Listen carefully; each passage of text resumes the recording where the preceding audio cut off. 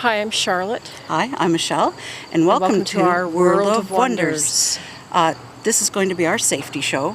We've been talking about it for a little while now, and we feel it's a really important thing that everyone should have a basic knowledge of. Yeah.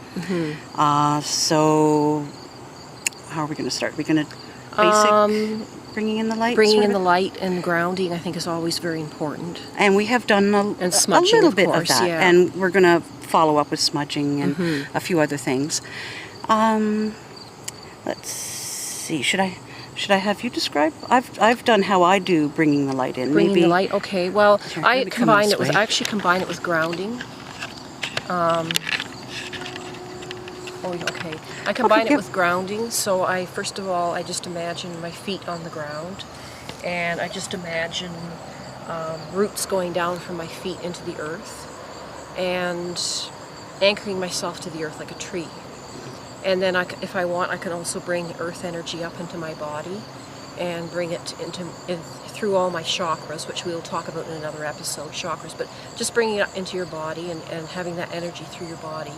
And then you can also bring universal or divine energy down from the universe, and that just comes down in through the top of your head. You just imagine it coming down. It could be white, it could be gold, whatever kind of color that you like, and bring that down. And I just imagine those two energies. I imagine the earth energy is green, and I imagine the universal energy is like a clear white, bright light.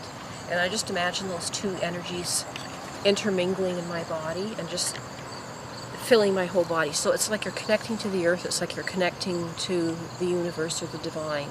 And that way you have those two anchors to kind of keep you in place so that you're not drifting off into space. And also what I do too is I just imagine myself surrounded by a golden light. So I'll imagine like a golden sphere around me. It could be, usually start in the east, go to the south, go to the west, go to the north, and just have this protective golden sphere around me. And the reason that we do that is just to help to protect us from negative energies that might want to get into our energy fields or into our auras, and maybe even create an attachment that we might end up taking home with us. I did have an experience a couple of months ago where we went to Port Perry, the Jester's Court, and you put some stuff on about Jester's Court. Yes, that's right, you did. yeah. Okay. And I neglected to protect myself before we went in there, and I had sort of a reaction afterwards, where it was like my body just wanted to let go of everything all of a sudden, and I just wasn't feeling right for the rest of the day. Like I just felt tired, and even the day after, I just felt tired, I felt drained, didn't have any appetite, didn't want to do anything, I felt depressed. And those are all symptoms of like energies that may be attaching onto you, that may be drawing your own energy away. I'm not going to say it was an attachment, because after a while it just faded away. But it was definitely an energy drain, an energy dump of some kind. And it can show up in all sorts of different ways. Like when you said you felt depressed and tired and you didn't want to eat, you can have like back pain, hip pain, like you can have migraines, digestive issues. It can show up in so many different ways. So it's a good thing to be aware of. It doesn't mean that every time you get an upset stomach that there's something bad going on, but if you've been in a situation where something could happen and then you notice the symptoms within a very short period of time, then maybe there is something going on. So it's very important to do that when you're doing any kind of investigation into like a sort of a paranormal situation or location. It's always important to protect yourself, surround yourself with that protective energy, make sure you're grounded and connected. And that way you can also call on angels and guides to be with you, or power animals if you have power animals. Everybody has power animals, but you may not be aware of them. And that's also good too, because you have like this team of beings that are kind of around you and protecting you and watching over you and making sure that no negative energies get in. So even though we feel alone sometimes, they've got our backs. It's not a scary thing. Some of the pictures we've taken, people may think that they're scary or unnerving, and sometimes they are, but most of the time they're there to help us. That's right, yeah. It's not like the little guy in the car, which at first was kind of like a, oh, what's that? And it's like, yeah. oh, he's just another Just guardian and watching, watching. yeah. And he wouldn't have been able to be in the car with the stone that we put in there. And we always do protect the car, which is important. But negative energy wouldn't feel right there. So it wouldn't be, it might be outside, maybe near the houses across the road, but it wouldn't be in your car where there's actual protection going on. Yeah. So another thing we do, did you want to do the smudging? Or? Oh, the smudging is perfect. So I'll let you... Do you want me to do it, or do you want No, you can do it. I'm holding the camera. I'll just comment and swat at the mosquitoes. You can comment while I'm doing it then, because I should do... So Charlotte's using a very common smudge from what I can see. This is white sage. White sage. You can use various different things for smudging. You don't have to use sage. It is something that we use fairly often. But there are other things, and we will talk about that in a few minutes. We can show you Charlotte's garden and a few things. But hopefully it'll stay lit. There's a little bit of humidity in the air tonight, so this is white sage. It's a sacred herb. There we go. So now, what Charlotte's doing is sort of like a smudge bath, where you're cleansing your aura and any of the energies around you. And most people start from the top and work their way down. One thing that's wonderful about smudge is that it goes everywhere. So if you're smudging your person, you're smudging your house, it goes everywhere. So you don't have to physically put it behind your back to make sure your back is cleansed, because it's smoke, it goes everywhere. And you can smudge your belong if you have a drum, or like we're going to be using these rattles later, so you can smudge those as well, just to make sure that they're cleansed. And sometimes if you've used these quite regularly and you use them in a ceremony where someone might be ill, or use them for a specific reason, you don't want that energy transferred to the next thing you're doing. So smudging and cleansing them is a very good thing to do. Now, did you want to smudge too? Oh, I should. There we go. So this is already filling. I don't have to do anything. No, okay. Point and click. I usually go down the center where the chakras are, but that you can do it any way. There's no wrong way to actually physically do that. I usually do end to heart. That's just my way. And I usually do it 3 times, because 3 is a sacred number. So there we go, another good shot. You don't need a feather. You can use your hand. You see it's smoking there. Yeah, and the feathers are nice, but like Michelle says, you can use your hand. Like it's very easy to just bring it over, and you can sometimes feel where your aura is. If you're not sensitive to where it is, don't worry. It's there whether you feel it or not. It's not something that you absolutely have to know about, and you don't have to smudge, and you don't have to use sage. I would like to go up to Charlotte's garden and just show you a few plants that you could use, that if you don't have access to a metaphysical store like we do, you can grow your own plants and herbs and things that are sacred to you. It doesn't have to be sage, it can be anything. And we'll just show you in a moment here. Yeah, should be all right in the grass, should it not? Here, I'll put it here. It's not. Yeah, it'll be all right. I think it's not dry enough that it's going. So here we are by Charlotte's little cedar bush, and if you look within here, Charlotte will show you, there's old growth that is already dried. You don't have to do anything to it.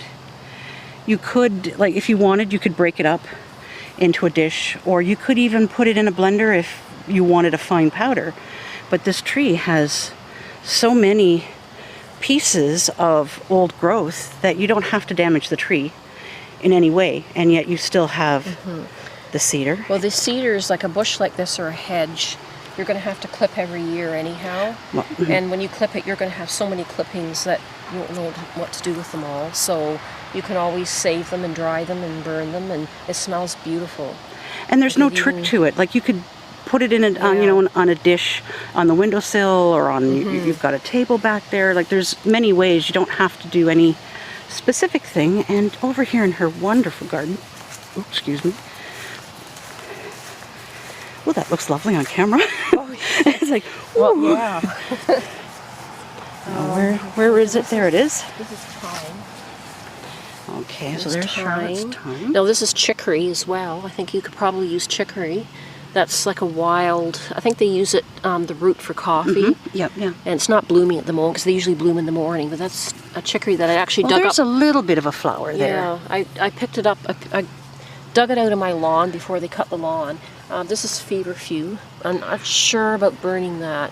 You really have to be careful burning some plants, and you have to make sure that you do your homework and find out beforehand whether or not a plant is toxic, because sometimes smoke from plants, for example, you wouldn't want to burn nightshade or something like that because they're very, very toxic. There are some other wild plants that are very toxic, so you have to make sure. A culinary herb. Well, let me just show in like the background cedar. here. I'm going to close up on, this is her yew tree, which is a very sacred plant. A lot of Celtic-based religions will use yew in wands, but it's highly toxic, so you wouldn't want to burn the leaves from that. No. And there's the echinacea there too, but Oh, whether there, or yep. not you can, I'm not see, sure I know about you can that make one. tea from it, but I don't know. Yeah. Now, you have Over some more here's- plants just over here, which are I nice. know my herbs are kind of scattered all over the place. You get exercise trying to make supper. Well, there's a lot of space now. So there's lavender, which of course is a real favorite for most people. Yes, lavender's It's kind of done wonderful. blooming now, but it still has that beautiful scent. And it's And you very can put good. those little things in a fire. Those little Oh, or in yeah. a smudge. Well, you can also put them in cookies and lemonade, like Well, yeah. at Valerie's when she does Fairy Day. She puts lavender shortbread. Oh, I can smell that now. The lavender shortbread and the lavender lemonade is wonderful. But that's also a very nice add, you know, a little spritz to whatever your mix is. This is rosemary, which is actually my favorite. I just love rosemary. I love the smell of it. I use it a lot in cooking, but I'm sure you could probably use it as a smudge or... Oh, yeah, that would smell lovely. Yeah, Oh, and this is mint, spearmint. It smells just like spearmint. Oh, yeah, you're going to smell really good when you're done. And we were thinking, too, for anyone who's into elementals, like you say, you have to be careful with flowers, but these petals have dried, and I'll just pop one off. There's a petal. So you might want to use petals from roses, I know are okay, petals from pansies are okay. Now, I'm thinking the daisies are all right, but I'm not 100% sure of that. So you do a little bit of research, make sure that they're non-toxic, but they're dry, they're in your yard, they're at your roadside, just be careful. And so you don't have to have a specific type of smudge just because we happen to use a lot of sage or white sage. Doesn't mean that's what you need to use. Well, what are the other sacred herbs? There's sweetgrass. Sweetgrass, cedar is one. Tobacco. Tobacco Which is not one. cigarette tobacco. No, you need to It's, get if you have a tobacco farm or somewhere where you can get a leaf that hasn't been processed, because it puts a negative energy. If it's processed for cigarettes, that holds that negative, unhealthy energy, and you don't want to bring that to a smudge. You want to bring, and originally it was a sacred herb and it wasn't used the way it is today. I'm trying to think. So I'm trying to think of all the things I've used. Palo Santo is a type of wood that's from South America. We get ours from Peaceful Arts because that's our metaphysical store, and we can get there. And it's a beautiful smelling wood, sandalwood. Yeah. You can also use, not necessarily maybe for smudge, but for instance, that spruce tree over there has resin coming out of it. You can burn the resin. There's like big blobs of resin on that spruce tree. You probably won't be able I wonder if we walk close to it. And another thing too, I mean, you can go to your general stores and find stick incense, cone incense. You pick an incense that means something to you. If you like roses, then by all means get a rose one. If you like dragon's blood, which I like, you get, whatever you happen to prefer. Yeah. See here Here it we is. Oh, this is beautiful. See it coming, and then some of it is already hardened. I mean, some of that is still really sticky. But when it's really hard, you can break it off and you can burn it in a fire. And probably best to do these things outdoors. Well, the resin smudge too, you can buy it's a little disc about this big. It's charcoal that you light, Peaceful Arts has it, and you just break off a tiny little smidge of that. Like you wouldn't This take... isn't really dried yet, but this is you like... wouldn't take very much at all. Put it on the charcoal block and it will really smoke beautifully. Yeah. So that's another, you have to go out and hunt it. And it does sort of mean more, I think, when you take the time to actually... To find it yourself. To harvest it yourself. Excuse me, I just ate a not doing mosquito. any harm to the plants. Or, Protein. Oh, you smell wonderful now. yeah. But so smudging is something that you don't have to do. If it's something that helps you to focus more on what you're trying to achieve, then smudging is absolutely wonderful. And the smoke does go everywhere. So if you're someone who needs to physically see what's going on, smudge is absolutely perfect. We have some backup things for the smudge, so we're just going to go walk back down to our, hopefully we won't lose our light. I can see we're getting a little dark. The sun's getting and we'll low show now. you some backup.